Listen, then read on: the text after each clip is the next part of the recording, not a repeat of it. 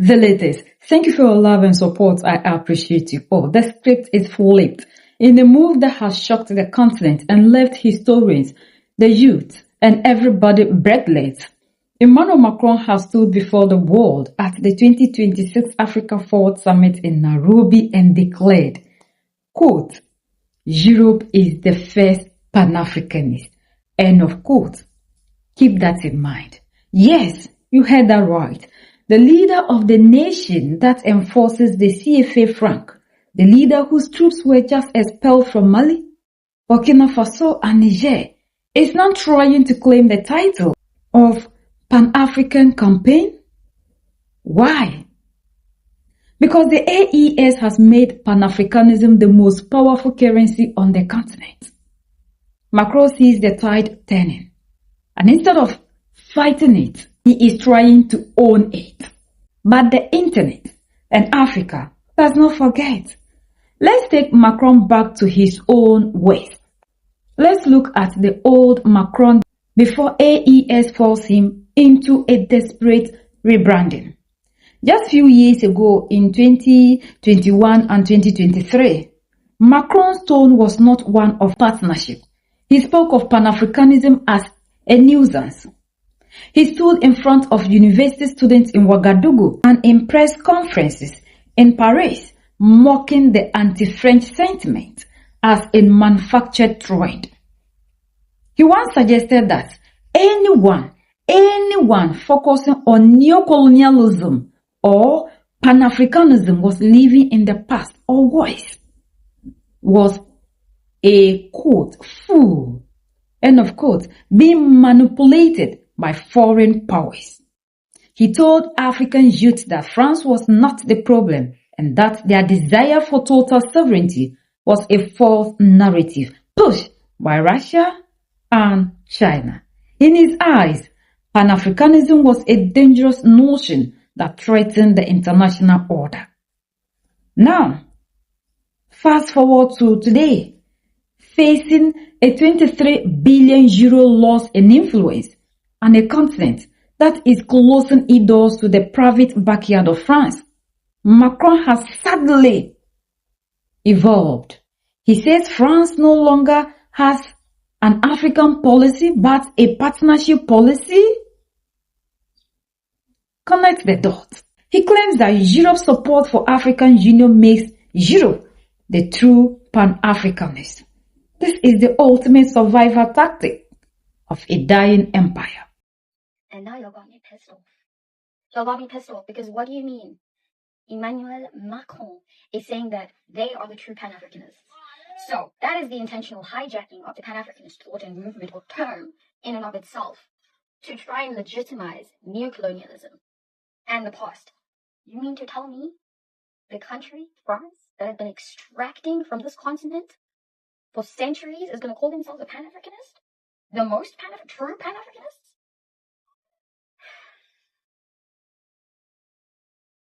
That is how insidious this neocolonial crap is. Because they will posture themselves as investments and da-da-da-da. Why do we still have colonial tax happening in places around, in French colonies around the world? France passo. Literally. Macron passo. Arrête. What the hell is that? I cannot believe I've just seen that.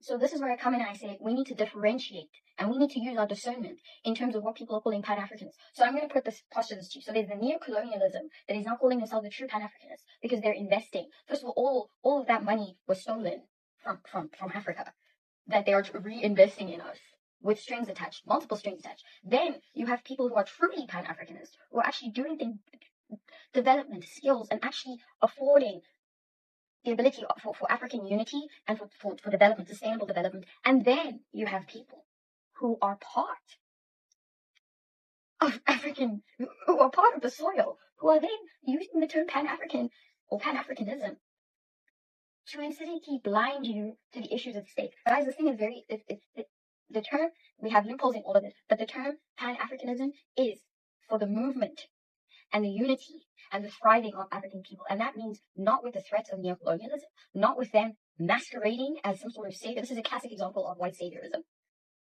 Please be very, very, very, very, very careful. This is really just pissed me off. we're the true Pan-Africanists after what you did to this continent.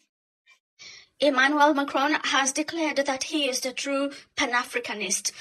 This is because he's been in East Africa trying to promote engagement and business between France and Kenya particularly, because it seems like William Ruto has embraced France because France has been kicked out of the western part of Africa, and the colonialism of the western part of Africa has gone on for a very long time.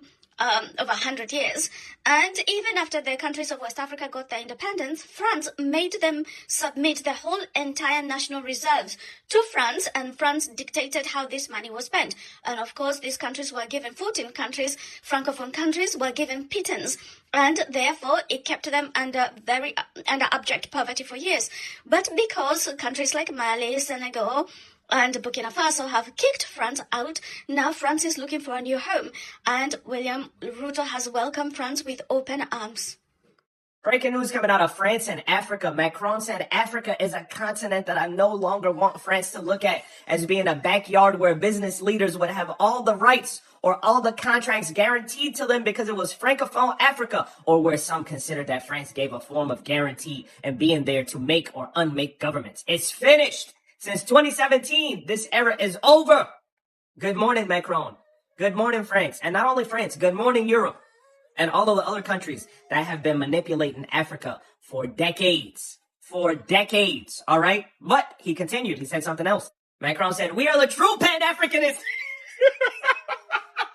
We believe that Africa is a continent and that this continent has an enormous amount to build. It's the youngest in the world and therefore has an extraordinary demographic dividend. It is the one with the greatest growth in the world. Last year, it had growth slightly higher than that of Southeast Asia. All right. Now, listen, I'm not even mad at Macron. All right. For trying to get back into Africa's good graces, especially after Africa is actively and was kicked out of so many countries. Like, let's be honest for a second. The roads that Burkina Faso has built under the leadership of Ibrahim Traore, right?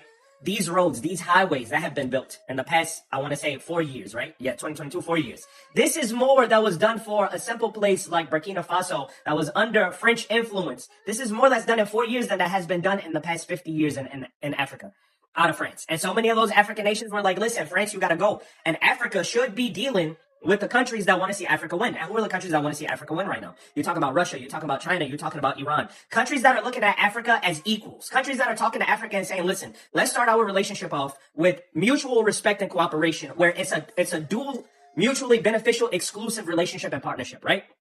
The days of exploiting Africa are over. The days of taking advantage of Africa are over. And the moment that the young African populations start to understand that, then after that, you're going to see Africa is going to grow so quickly. You're going to see real growth, but Africans have to start working on creating actual products. Like I told y'all with the video about China, where China has removed like certain restrictions from Africa so Africa could benefit, but African countries needs to start creating products so that they can really maximize their potential, right? Start working on the ports, start doing all of these different things. But at the end of the day, the era where Europe and the Western countries took advantage of Africa, those days are over. So I say to my distant cousin Macron, because y'all know I'm 6% French, oui. I say to him, if you want to deal with Africa and you are really sincere about dealing with Africa, pay up, my brother.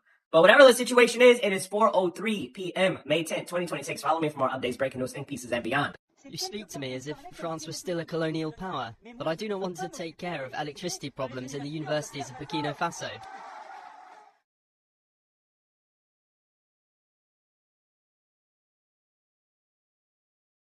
That's his job. That's the job of the president.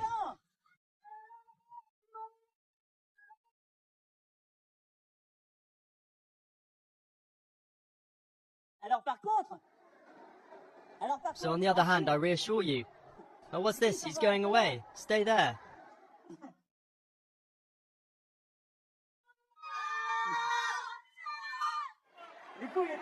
Maybe he's off to repair the air conditioning.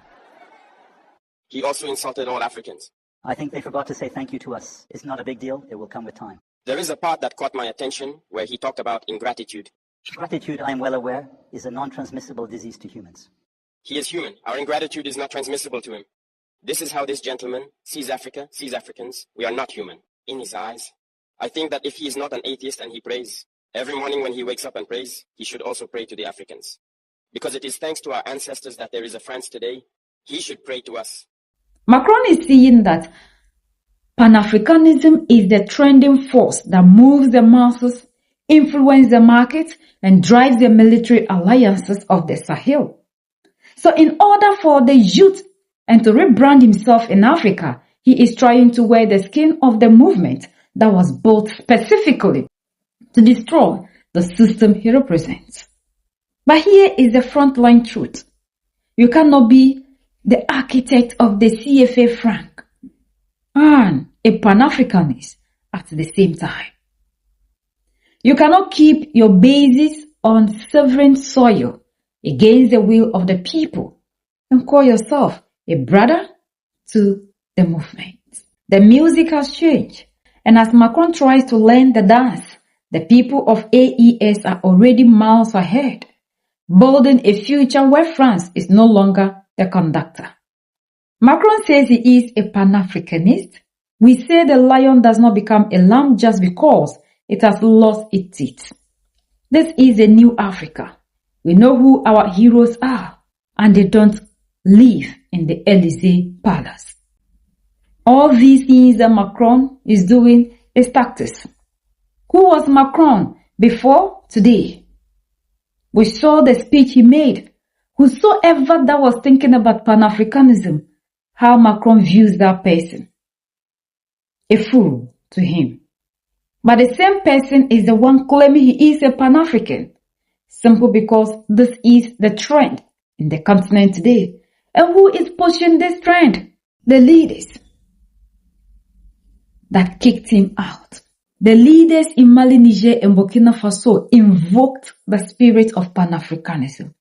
So in order for him to be accepted back in Africa, and the youth, because he believes the African has short memory. So we wouldn't even go back to what he said in 2021 and 2023 in Ouagadougou, when he was giving a university lecture and told us he wasn't the one who is responsible for giving us electricity. He's not the one who is making us to sleep in darkness. We remember everything. You see him to be one of you. But a leopard can never change his skin. As much as he tries to show us how Pan-African he is, he rose up and stood in front of us. Shh, shut up. You stay here or you leave. The same Pan-African speaking to us in that manner. We are the only ones that can set ourselves free. United we stand, divided we fall. And united we keep standing forever and ever.